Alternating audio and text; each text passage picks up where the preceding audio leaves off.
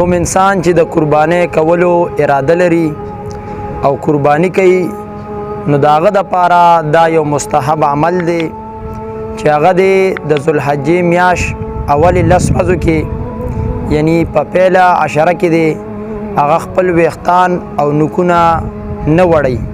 ځکه ام المؤمنین حضرت ام سلمہ رضی الله تعالی عنها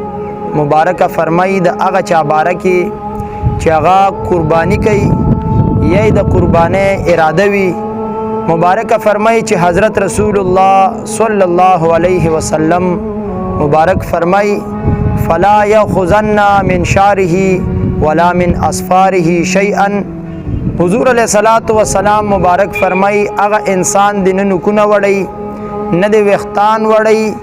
چې کم کس د قربانۍ اراده کړې وي حتی یضحی تر هغې پورې چې دی قرباني وکړي د هغې نه پس دا انسان بیا ویښتان هم واړه کړي او نوکان دې هم واړه کړي ملا علی قاری رحمت الله علیه په مرقات شرح مشکات کې 3 نمبر جلد کې مبارک فرمایي کوم انسان چې د قربانۍ اراده لري او د ذوالحجې میاشت کې په اول 10 ورځو کې د نوکان واړه که یا ویښتان واړه که نو مبارک فرمایي دا عمل د مکروه تنزیهی دی اعلی حضرت عظیم المرتبت امام شاہ احمد رضا خان قندهاری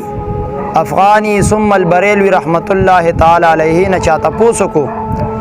چې څوک قربانی کوي او هغه انسان د ذوالحجې په اول 10 ورځو کې نوکان یا ویښتان واړه کی آیا دغه انسان په قربانۍ کې څه فرق او نقصان راځي او که نه راځي امام اهل سنت اعلی حضرت سے مبارک جواب ورکو چې دغه انسان په قربانۍ کې څه فرق نه راځي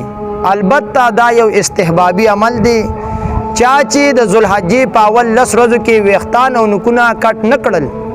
دغه انسان ته به رب ذوالجلال اجر او ثواب ورکوي رب ذوالجلال دی مونږ او تاسو له د حضور صلی الله علیه وسلم په یو سنت او په یو ادا باندې پورا د عمل کولو توفیق را نصیب